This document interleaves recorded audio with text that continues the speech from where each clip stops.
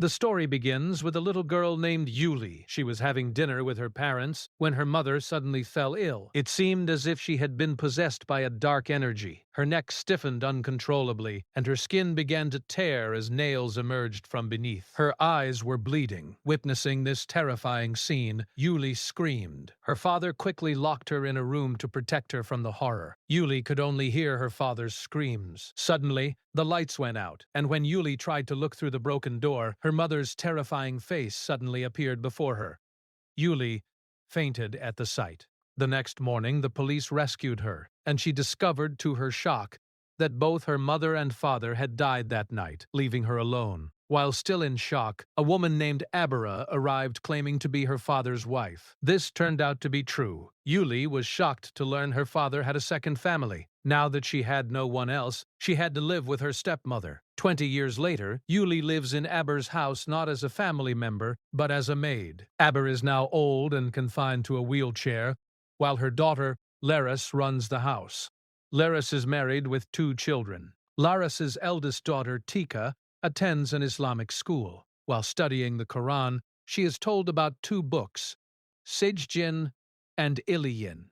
The teacher explains that in Sijin, angels record evil deeds, while in Iliyin, angels record good deeds. The scene cuts to Laris's son, who is currently in Aber's room playing with a Ouija board, a portal used to communicate with spirits. He is engrossed when the door suddenly opens. He thinks an entity has entered, but it is only Yuli. Tika follows Yuli, who tries to stop her brother from playing. The boy, however, is obsessed with communicating with the dead. He asks Yuli, "Have you ever wanted to talk to the dead?" She replies, "When my parents died, I really wanted to talk to them." Hearing this, Aber stands in anger and grabs Yuli. Shaking her, she says, "What happened to your parents was deserved. They were punished for their actions." At this, her health fails. Blood gushes from her mouth, which she sprays onto Yuli's face before dying in agony. The funeral is held, and Laris mourns her mother. Yuli realizes that despite everything, she was still family. She contemplates her feelings, but as she approaches, she is reminded of the years Aber spent torturing her. Suddenly, she imagines Aber opening her eyes and telling her to die. Terrified, Yuli screams.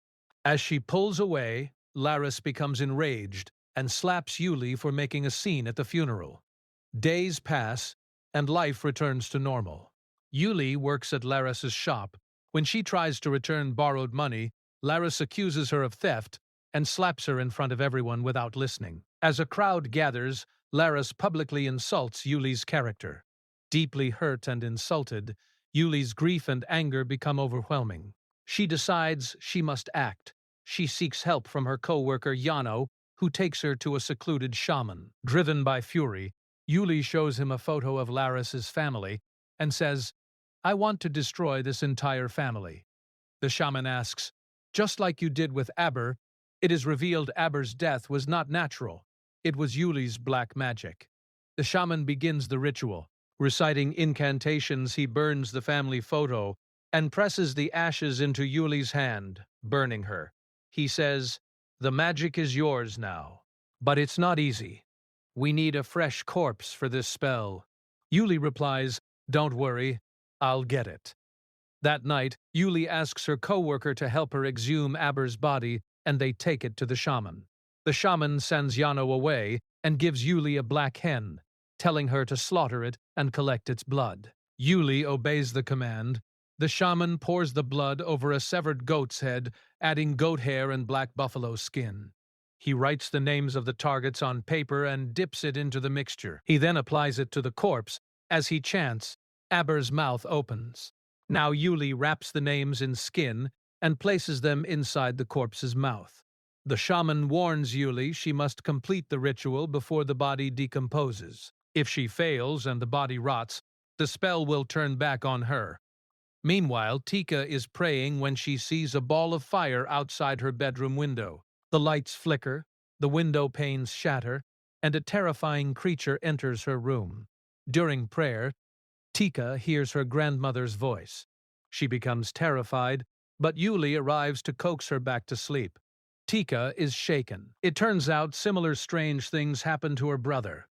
They try to convince Laris the house is haunted, but she won't listen. Tika's brother says, "I used the Ouija board, and Grandma spoke to me. She even shook the board." Tika is deeply shocked and consults her teacher. The teacher explains that the dead cannot return to this world.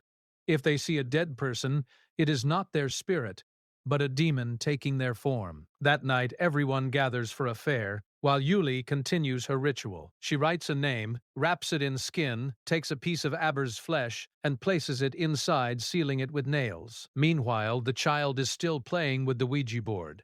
A message appears, "Come to Grandma." He is horrified. Suddenly, a worm enters his ear, causing him to writhe in pain. His sister Tika hears his cries and rushes to help. The door won't open, but when she forces it, she sees her brother using the board to bash his own head. He then slits his throat with a broken shard, killing himself. At the funeral, the boy who helped Yuli confronts her, asking, "Is this because of the shaman? Is she doing this?" Yuli replies, "No, they're just being punished for their sins." Sobs racking her body, Tika visits her teacher again. The teacher suggests praying at midnight for peace. As she prays at midnight, another voice whispers, "Amen." She is entirely alone and terrified. The next day, Yuli targets Laris's husband. She bites her finger, faking an injury to get close to him. This time, the man seems to welcome her advances. When Lara scolds her, her husband takes offense, sparking a fight between them. "Why do you always scold Yuli?" Surprised, Lara asks, "Why are you defending her? Why are you thinking about Yuli? Has she cast a spell on you?" He leaves in a rage.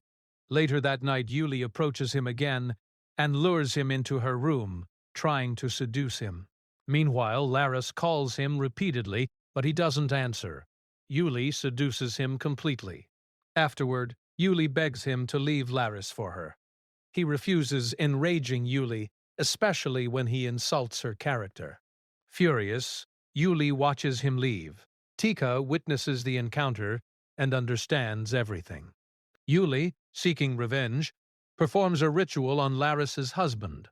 She writes his name and places it in the corpse. The man feels a sharp pain and vomits blood in the bathroom. Suddenly, a worm enters his eye and crawls toward his nose, moving toward his other eye.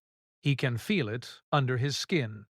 Trying to remove it, he accidentally pops his own eye out.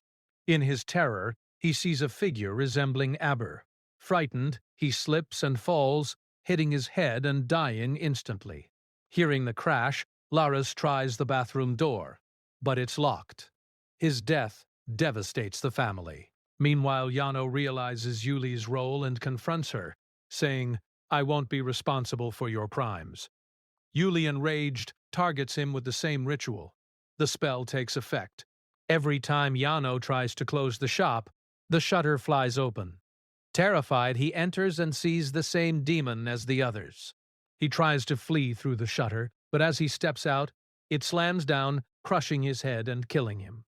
Yuli has killed many, but not yet the one who tormented her the most. She targets Laris. As she performs the magic, the scene cuts to Tika. Her ceiling collapses and the lights flicker.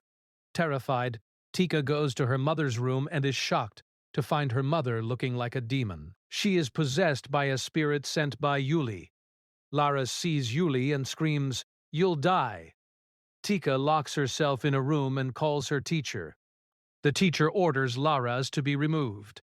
In the panic, Tika notices Yuli acting strangely and disappearing into the darkness. She follows her secretly. While Yuli is busy, Tika watches from the shadows and realizes Yuli used black magic and their grandmother's corpse. Tika confronts her immediately, and Yuli confesses to everything. To justify her actions, she asks, "Do you think I'm wrong? I was the one wronged. Your grandmother used black magic to kill my parents before my eyes. They tortured me for years. Now everyone must pay." Yuli leaves. The scene cuts to the teacher performing an exorcism on Laris. Meanwhile, Yuli tries to finish her spell, but every time she tries to sew the name into the corpse, it rips open, injuring her repeatedly. The exorcism is causing Yuli's magic to fail. Aber's corpse begins to decay rapidly. As the shaman warned, the ritual must finish before decay. Her magic has failed. As predicted, the black magic now consumes Yuli. Her fingers twist, and she vomits blood. The spirits she summoned turn on her, attacking and killing her with iron nails. Meanwhile, Lara spews black blood and worms from her mouth. The worms spread as she regains consciousness. She immediately apologizes to Tika. She knows this tragedy is because, years ago, she and her mother wronged Yuli's parents. She pays the price, but her family has suffered enough. She dies while begging her daughter for forgiveness. In the post-credits scene, we see Laris's funeral leaving Tika alone in the world. She prays for the dead and asks for the courage to survive alone. Thus, the movie ends.